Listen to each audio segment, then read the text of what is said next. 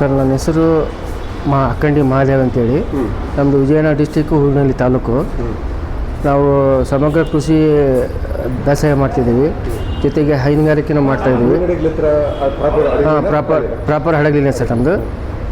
ನಾವು ಸಾವಯವ ಕೃಷಿಯಲ್ಲಿ ತರಕಾರಿ, ನಮ್ಮದೊಂದು 30 ಎಕರೆ ಜಮೀನಿದೆ ಸರ್. 30 ಎಕರೆ ಜಮೀನಿದೆ. ಉಪ್ಪುಗಡ್ಲೆ, ಆಮೇಲೆ ರಾಗಿ, ಜೋಳ, ಮೆಕ್ಕೆಜೋಳ ಎಲ್ಲ ಬೆಳಿತೀವಿ. ಆಮೇಲೆ ಇದು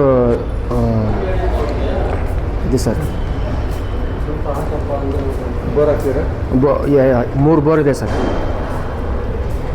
ಆಮೇಲೆ ನವಣಿ, ರಾಗಿ ಎಲ್ಲ ಬೆಳಿತೀವಿ ಸರ್. ಅದಕ್ಕೆ ಸರಿಯಾದ ರೀತಿ ಬೆಲೆ ಇಲ್ಲ ಸರ್. ಈಗ ಆಮೇಲೆ ನಾವು ನವಣಿ ಬೆಳೆಸಿ ಒಂದು 10 ಕ್ವಿಂಟಲ್ ನವಣಿ ಆಗಿದೆ. ನಾವು ಕೇಳೋಕೆ ಹೋದ್ನಪ್ಪ ಅಂದರೆ 2,000 ಕೊಡ್ತೀವಿ, 2,000 ಕೊಡ್ತೀವಿ ಅಂತಾರೆ. ಮಾರ್ಕೆಟ್ನಲ್ಲಿ 100 ರೂಪಾಯಿ ಕೆಜಿ ಮಾರ್ತಾರೆ ಸರ್ ನವಣಿನ. ತರಕಾರಿ ನಾವು ಈಗ ಕ್ಯಾರೆಟು, ಬೀಟ್ರೋಟು ಒಯ್ದಂದರೆ 10 ರೂಪಾಯಿ ಕೆಜಿ, 12 ರೂಪಾಯಿ ಕೆಜಿ ಕೇಳ್ತಾರೆ. ಅವ್ರ ಅಂಗಡಿಯಲ್ಲಿ 80 ರೂಪಾಯಿ ಕೆಜಿ ಮಾರ್ತಾರೆ. ಹಿಂಗಾದ್ರೆ ರೈತರು ಹೆಂಗೆ ಸರ್ ಉತ್ತರ ಆಗೋದು?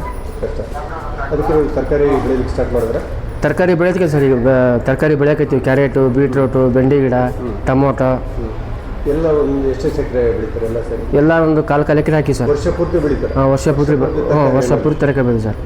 ಸೈಡಿಗೆ ಹೈನುಗಾರಿಕೆನೂ ಮಾಡ್ತೀವಿ ಸರ್. ಒಂದು 30 ಎಮ್ಮೆ ಇದ್ದಾವೆ.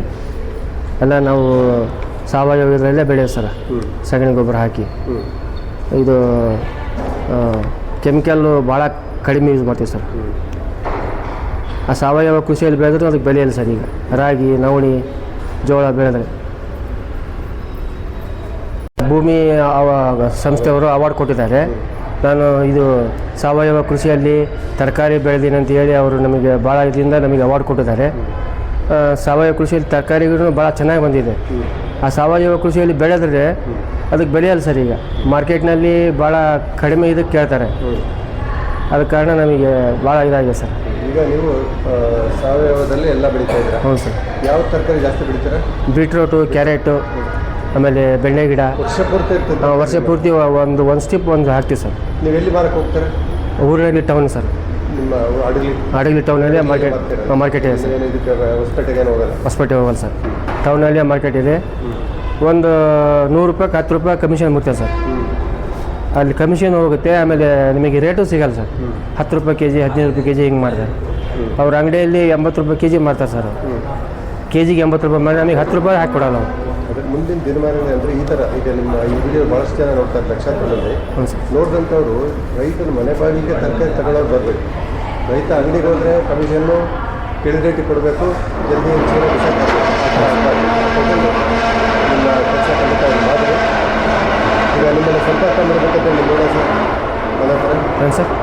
ನಿಮ್ಮನ್ನು ಸಂಪರ್ಕ ಮಾಡಬೇಕು. ನಿಮ್ಮ ಮೊಬೈಲ್ ಸಂಖ್ಯೆ 9880960297. ಈ ನಂಬರಿಗೆ ಫೋನ್ ಮಾಡಿದ್ರೆ ನೀವು ಸಿಗ್ತೀರಾ? ಹೌದು ಸರ್.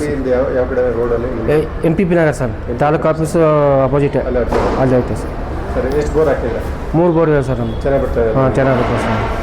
ಧನ್ಯವಾದ ಮಾದಪ್ಪರೇ. ನಮಸ್ಕಾರ.